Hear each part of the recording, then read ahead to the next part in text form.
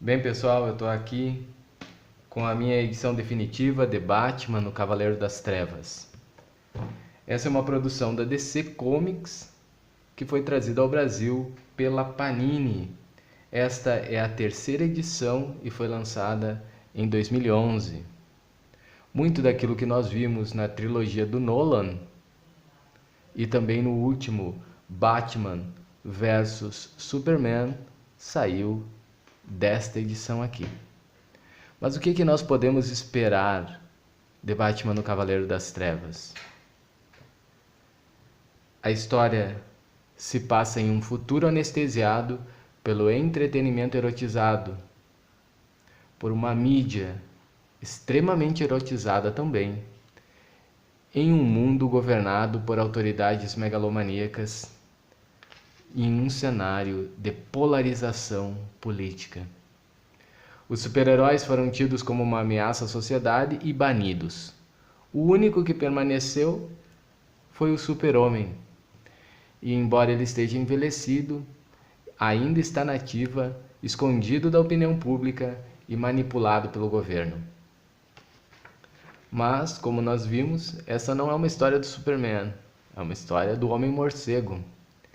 E o cenário que nós vamos acompanhar é o cenário de uma Gotham que chega a índices absurdos de criminalidade promovidos por uma gangue mutante, fria e cruel. Nesse contexto, o Batman ressurge e contra-ataca, tendo como parceiro ou como parceira uma menina de 13 anos que vai ocupar o lugar do Robin.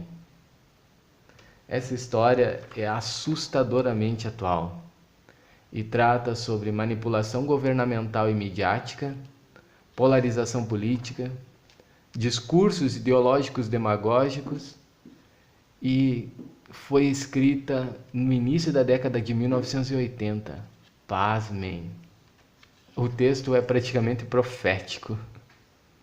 Numa época em que algumas linhas da psicologia demonstravam que os super-heróis faziam mal ao desenvolvimento dos leitores, demonizando os personagens das histórias de super-herói, Frank Miller propõe uma reflexão contundente sobre os verdadeiros problemas comportamentais da sociedade ocidental, com bom humor e apoiado no princípio: os heróis decidem salvar o mundo que os odeia e persegue.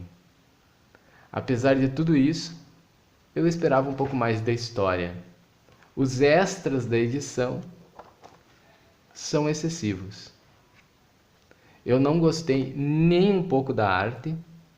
E aqui nós temos uma página que ilustra justamente um traço que me desagradou totalmente. O texto introdutório do Frank Miller, no entanto, é excelente. Não pulem essa parte de forma nenhuma. Este texto vale muito a pena. Pessoal, parece que o Frank Miller estava querendo dar uma alfinetada na Marvel, porque os mutantes, que são os vilões da história, lembram muito o Ciclope dos X-Men. E também, para quem gosta da ideia do empoderamento feminino, a Robin, ela rouba a cena em muitas partes da história. Alguns elementos dessa história me lembraram bastante o Watchmen, como a ideia de heróis aposentados ou da proibição do vigilantismo. Além desse personagem aqui com a plaquinha "O fim está próximo", lembrando muito o Rorschach.